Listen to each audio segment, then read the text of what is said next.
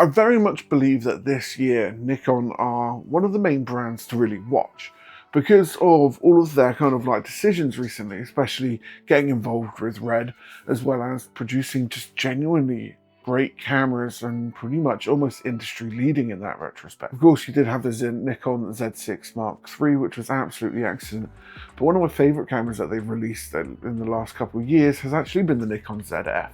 And this camera that we're going to be talking about today actually has the same sensor inside of it, and that is of course the Nikon Z5 Mark II. Now, this is a camera that kind of places itself in the market as a sort of a beginner orientated full frame camera. And with that, you'd expect it to really be downgraded or missing a lot of things that you would want in a really good camera ultimately. However, for the most part, Nikon have made a camera that kind of places itself in the market as just an all-round really decent camera. I mean, there are a few things missing out of the more recent cameras that you have seen from Nikon. However, for the most part, you do actually have everything there, including great image quality and a few other bits. But we're going to go into Cardiff now and test it out, take some photos. Whilst going out, I was actually reviewing the GFX 100 RF at the same time whilst I was shooting this, and it was actually a godsend. It was a lot of fun to shoot in and around Cardiff and just grab bits and pieces to make the overall video a little bit more interesting. I was using the GoPro also with this for a sort of like a POV angle, so you've actually got that as well. Well, let's get to it. Let's get into Cardiff and shoot some stuff. So we shot a number of different things over this video. We took it on a boat, we shot down Cardiff Bay as well as in the city centre, doing some general street photography as well as some landscapes and architecture. The Z5 Mark II is kind of your beginner orientated full frame camera. It's got a lot of really decent specs, and you're expecting this really from Nikon at the moment, where they're producing cameras that are just decent across the board. Again, we're just going to go over some of the specs. So it's a 24.5 megapixel full frame camera. Hasn't quite got the BSI stacked sensors that have come from the previous iterations of the Nikon camera, and you're not really expecting it here, as again, this is beginner orientated. You've got the Expeed 7 processor inside of the camera, giving you really fast autofocus performance, and that's something that I have noticed from this in depth, and how great the autofocus just generally works even when I'm walking around just shooting with it. And you're probably wondering kind of what is the image stabilization like? So you've got 7.5 stops of image stabilization built straight into the camera. You can boost that with digital image stabilization, which gives you even greater stabilization than you did before, and we'll do a test of that in a second. Crop factor compared to the electronic stabilization, this is a shot of me right now. It's counting down. That's something that's quite interesting about this, is when you're using it in vlog mode, it actually has a timer built into it, so you can prepare yourself before you shoot. Not usually used to that, and I usually have a few seconds before a clip where I'm just doing stupid things to kind of warm myself up. But that is the angle right there of what you're expecting out of the full frame 4K 25mm shot. And what we're going to do now is then switch over to the electronic stabilization to show you kind of the amount of cropping that there is in the shot. Now the shot compared to, this is now the shot with the electronic stabilization on. And as you can see, it is much further zoomed in, which can be a little bit of a pain. But if you're grabbing B-roll, I found it worked out really quite well, having the electronic stabilization actually turned on. This is two of the shots next to each other, just so you can really see the difference between having the digital stabilization on and having it off. In a vlogging situation, I think 24mm isn't quite wide enough to have the stabilization turned on, so perhaps choose a slightly wider lens if you're going to go with it turned on. However, it is decently stable with that 7.5 stops of image stabilization inside of the actual camera. The other thing which I didn't actually test out is you can actually set the image stabilization to pick certain points on the camera to stabilize to. So if your thing that you're actually filming is on the corner, you can get it to stabilize to the corner, which I thought was quite a cool little thing. And I will admit, through the shooting that I've done with it, especially whilst shooting the GFX 100 RF, like I said, the autofocus performance has actually improved in here. You've got the 3D tracking and AI-powered autofocus with a number of different recognition, as most cameras do these days. So you're going to have your planes, your animals, and all that kind of jazz, which is, you know, really quite useful here.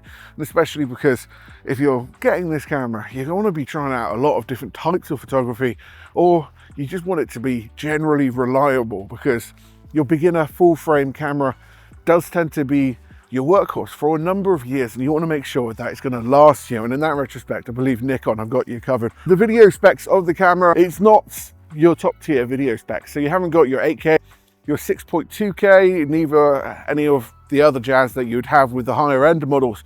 You've just got 4K and then 4K 60 cropped inside of the camera.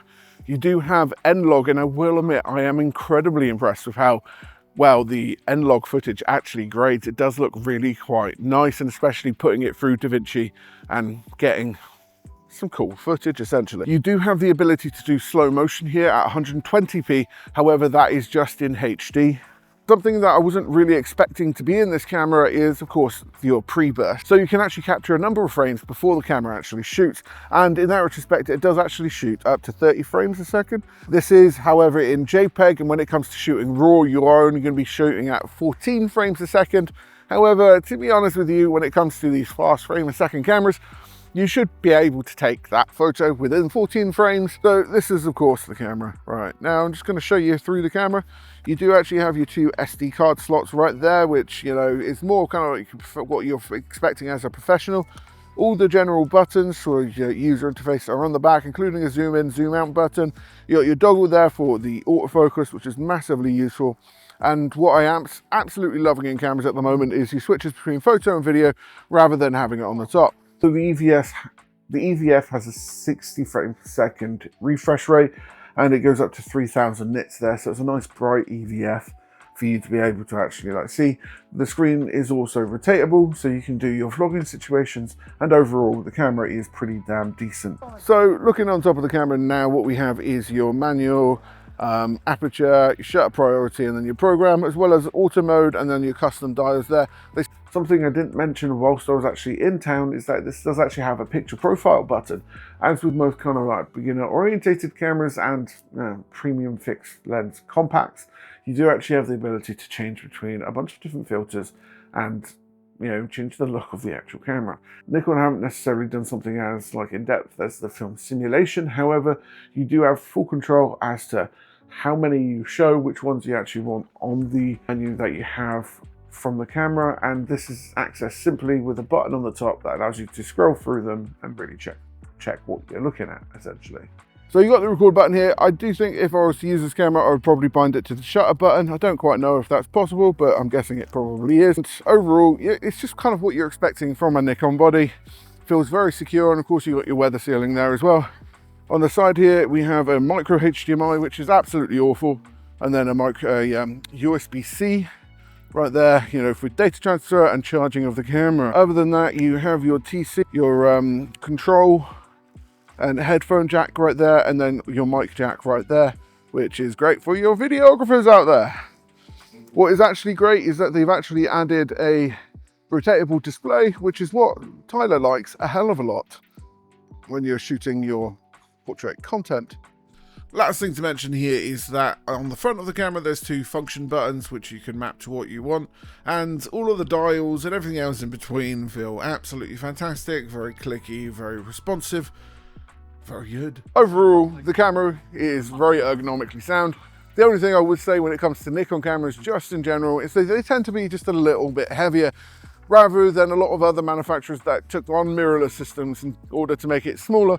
Nikon have been like, hey, let's make cameras good quality just in general, but not necessarily worry about too much of the weight, which is fine, I guess. What can I say? The camera performed pretty well overall, and I was actually remarkably impressed with the image stabilization. We're going to be getting into a kind of review of the photos, which I've been doing more and more recently for the people that are looking to stick around near the end and just kind of get my honest opinions as to how well the camera performed and what I was thinking with the photos in general. But yeah, So I don't actually have a screen in behind me today. It's not really useful to have the screen in behind me.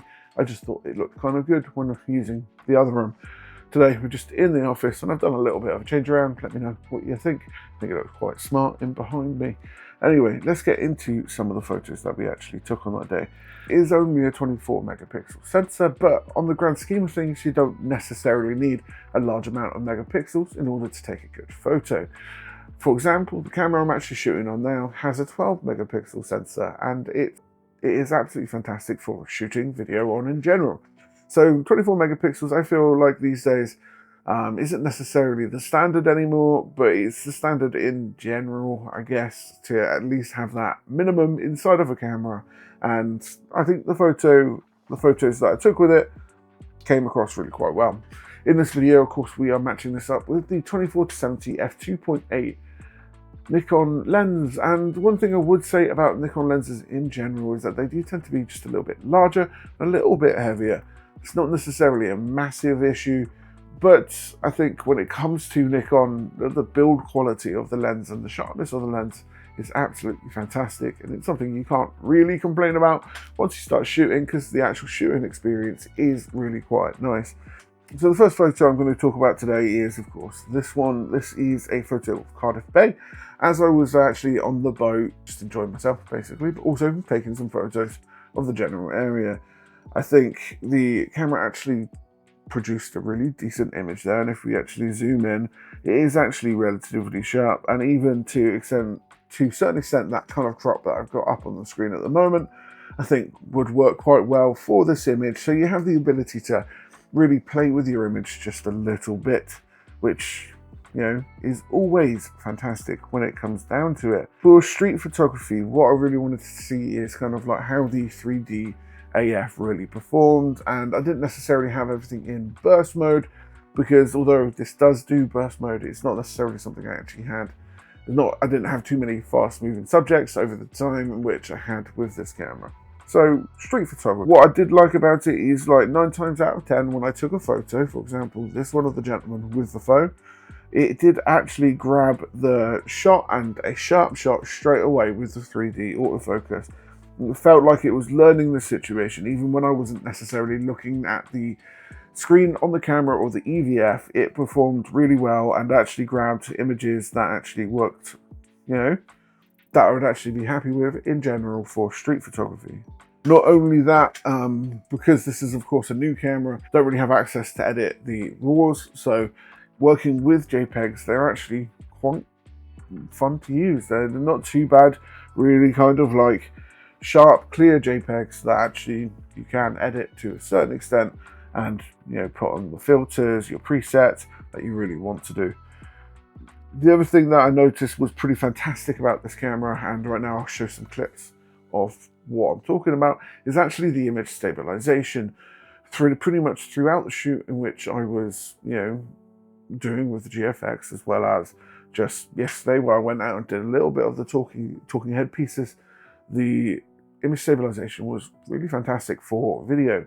This is a camera I feel like doesn't really hold you back in that retrospect. And yes, the cropped here on the 4K 60, as well as with the digital image stabilization, isn't necessarily fantastic.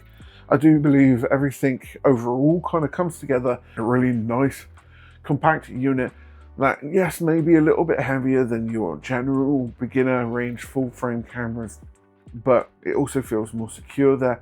It feels almost professional to a certain extent, and from everything from being able to shoot NRAW inside of the actual camera to the N-Log just in general is fantastic to grade with. I actually had a really great experience when I took out the Nikon ZF. When I took out the Nikon ZF and I shot a model in and around the train station, and I managed to grab some really great photos. So with this camera with a lens, so you've got a couple of different options when looking at buying this camera. You can get it body only, which is just £1,599. And then you can get it in a number of different kit variations, including the new 24-50, the 24-200, as well as the 24-70. And it all kind of gives you a pretty decent camera overall Again, on this shoot I used the 2.8, however you could get the 2470 f4, and that is only going to cost you £2,129. When it comes to a sort of like a beginner range full frame camera, 2,200 is a good price to pay for a full frame camera. However, there are others on the market. They're still going to be doing the Z5, and that's going to be at a decent price point there as well. With and the Nikon Z5 is just £1,200. So that, you know, you've got a whole different kind of you've got a whole set of different options here for really what you want to go for. And if it was between this and the Nikon ZF, I don't know what I would personally pick. Again, when I was looking at the ZF, I really quite liked the ergonomics of the actual camera, and if I'm honest, I like the fact it's retro. What can I say? I like my old film kind of cameras. So just the body only on a Nikon ZF is £2,149, making a significant saving here for just having a general use body rather than that sort of fancy film, old film camera kind of looking thing. The other thing to mention here is that both the screen and the viewfinder was absolutely fantastic. The screen brought up on the camera pretty efficient. It grabbed the photos I wanted to, and it felt very reactive. And this shot here is actually something to talk about here. I was very much unprepared for this, and having the ability to, I was actually in video, and having the ability to quickly switch over to photo and be able to grab the bird here, I think ended up working out pretty. The bird here, whilst it was flying overhead on non-drive mode, and it just smashed the autofocus and grabbed the bird exactly how I imagined the photo to be, almost perfectly in the center. And I almost feel like I want to kind of reflect the building on this side to the other side to make kind of like a symmetry shot. But overall, really impressed with how reactive and how fast the actual camera is. And for people looking to get a camera to pretty much do everything, I feel this really does a good job at that. If you have any questions, or if you like this video, make sure you like, follow, subscribe if you want to see more. Have a good day.